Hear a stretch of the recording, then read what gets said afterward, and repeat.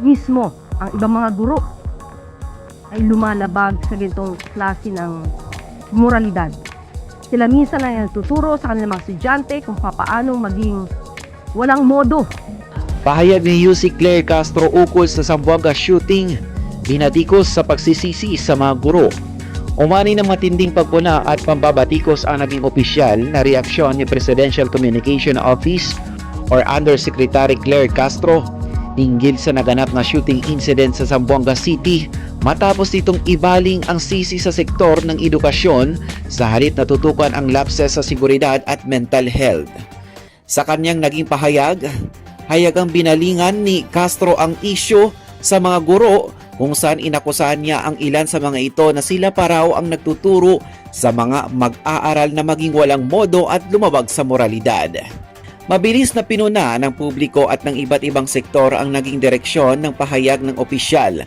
Ayon sa mga kritiko, tahasang misinformative at irresponsable ang pagdadawit sa mga guro dahil ang ugat ng trahedya sa Zamboanga ay isang malalang usapin ng seguridad kung papaano nakapuslit ng armas ang isang menor de edad at ang lumalalang krisis sa mental health sa mga kabataan. Punto ng marami ang paggamit sa mga guro bilang scapegoat o panakitbutas ay nagliliis sa pananagutan ng mga ahensya ng gobyerno at dapat na nagbabantay sa paglaganap ng iligal na armas at nagpapatupad ng mas mahigpit na gun control laws sa bansa. Binatikos din ang tila kawalan ng pakiramdam at sensitibidad sa panig ni Castro sa gitna ng pagdadalamhati ng mga pamilya ng biktima at ng buong komunidad ng paaralan.